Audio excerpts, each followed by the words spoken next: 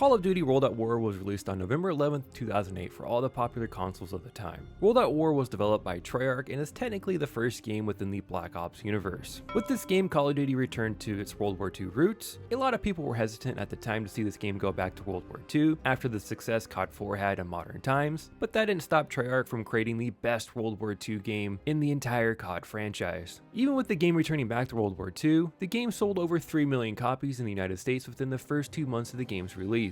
Throughout this video, we will be talking about the multiplayer and how it is the goriest COD ever created, the campaign and how it featured both the Pacific and European theaters in World War II, and finally the alternate game mode that started a whole new wave of intrigue by fans, that of course is zombies. And ultimately we will still analyze if this game is still good or not to this day. With that said, let's lace up our boots and march back to boot camp and get into this video.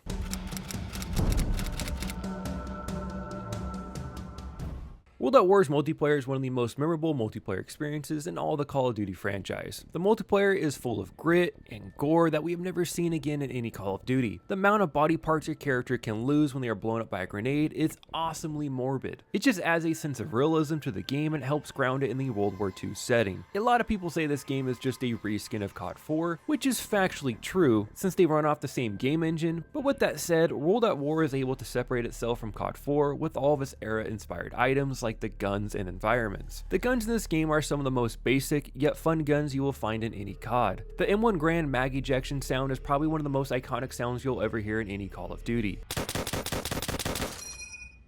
There are other memorable weapons in this game such as the STG-44, MP-40, the Tommy gun, the PPSH, and the trench gun. And I will just say all the snipers in this game are quite memorable too, and are always fun to play with. The sound effects for the weapons in this game are also top notch. They just seem to be more dynamic than COD 4 and really made you feel like you were in a World War II battle. This game also featured the 3-5-7 kill streaks that COD 4 had, just with a World War II twist. For the 3 kills you would get a recon plane, for the 5 kills you would get an artillery strike, and for the 7 kills you'd get attack dogs. It is the same basic premise as COD 4, but the dogs add a different wrinkle into the fold. World at War also featured 14 multiplayer maps upon its release, and I would say some stand out more than others. Probably the most recognizable maps are Dome, Castle, and Courtyard. Even though I did not play World at War during the game's heyday, I was able to get my hands on a copy a few years after its release, and I was still able to have a blast with my friends back in the day on this game. I remember playing a ton of 1v1 sniper matches on Dome, or 4-player split screen private matches for hours on end. The couch co-op capabilities of this game are still unmatched to this day. Speaking of that, this is the first COD to offer split screen and multiplayer, so good on you World at War, a lot of fun memories were created due to that decision. Circling back to the maps, there were 9 multiplayer maps released as DLC for this game, and I have to honestly say I have not played any of them before, so I can't really speak on if any of them are good or not. One very unique thing about World at War's multiplayer that usually gets overlooked is that there were particular maps that actually featured tanks on them. I think it was 5 different maps featured tanks, and they were playable and controllable tanks for the players, and it added a whole new dynamic to the game. Outskirts is probably one of the more notable maps that had tanks since the map is quite large. I personally don't think tanks really belong in basic 6v6 Call of Duty, but either way, it is still fun to experience at least once or twice if you're a COD fan. World at War has very similar perks to COD 4, such as bouncing Bettys,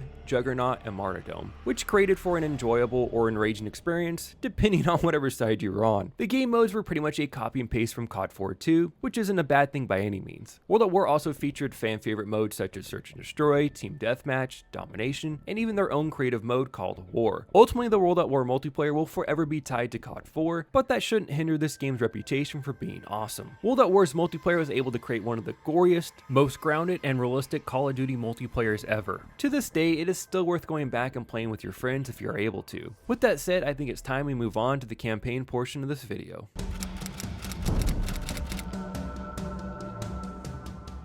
May I say World at War has the most iconic opening to any campaign in Call of Duty? If it doesn't, it is definitely close. The World at War campaign shows the brutality of war through both the Pacific and European theater of World War II. You get to play as an American and as a Soviet throughout the campaign. The American character you play as mostly takes place in the Pacific theater in Japan in August of 1942. The American character you play is named Private Miller, but I'll be honest, he's quite unmemorable, probably because it is a silent role and you don't ever really get a feel for the character. Regardless, missions. This part of the campaign gives the player some decent insight into the horrors of the Pacific theater of World War II. Moving on to the European theater of World War II, you are playing with the character Private Dmitry Petrenko. I would say this portion of the campaign is a bit more enthralling and feels more in line with the Call of Duty campaign structure that we know today. Even with that said, it is still super grounded and gory compared to other COD campaigns. Probably the most iconic character in the World at War campaign is Sergeant Viktor Reznov. He leads your character on missions and sets the tone for everything that happens during that portion of the campaign. Also, I just found this out while doing research for this video. Gary Oldman voiced Reznov. Yes, Commissioner Gordon from Batman voiced Reznov.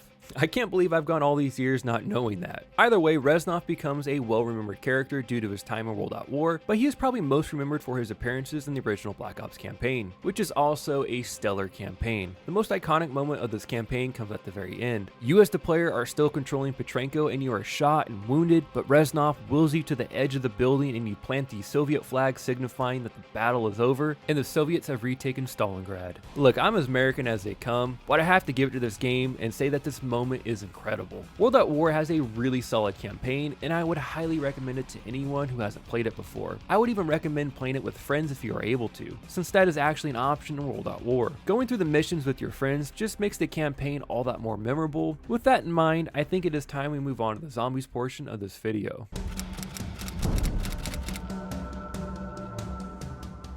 This is where it all started for COD Zombie fans. In what was supposed to be a fun little add-on for people when they finished the campaign, the Zombies game mode exploded in popularity in World at War. Okay, for this next part, YouTube doesn't really like this word, so let's just call it Yahtzee Zombies. So Yahtzee Zombies was originally created just to be a round-based survival horror game mode, and nothing really more. You can see that that statement rings true in the layout and structure of the original map, Nocturne Totten. It is as bare bones as you can get, with no perks, no pack-a-punch, only the mystery box to help players out. As the zombie DLC map packs rolled out through the game's lifecycle, zombies improved with each iteration, and in doing so, they added important and notable features along the way. The second Zombies map Vrucht added in perks and traps for the very first time to help players survive longer and longer. The third map, Shino Numa, opened up the gameplay a little bit with a bigger map, more traps, some different perks, and gave players the ability to train zombies for the very first time. And finally, the last World at War Zombies map is Derice, and it is arguably the best World at War Zombies map. Derice is where everything came together. The map layout is great, there are perks, there are traps, and famously, this is the map to introduce the Pack-a-Punch system, which drastically changed the game for players. This enabled the players to have a legitimate shot of reaching higher rounds, since the weapons finally increased in damage and capabilities, along with the zombies that grow harder to kill each round. World at War Zombies can be looked at as a basic version of zombies, but for me, this is when zombies is at its best. Either way, treyarch Call of Duties would not be what they are today if it was not for World at War Zombies. With all that said about World at War Zombies, I think it is time to shuffle our undead corpses to the conclusion of this video.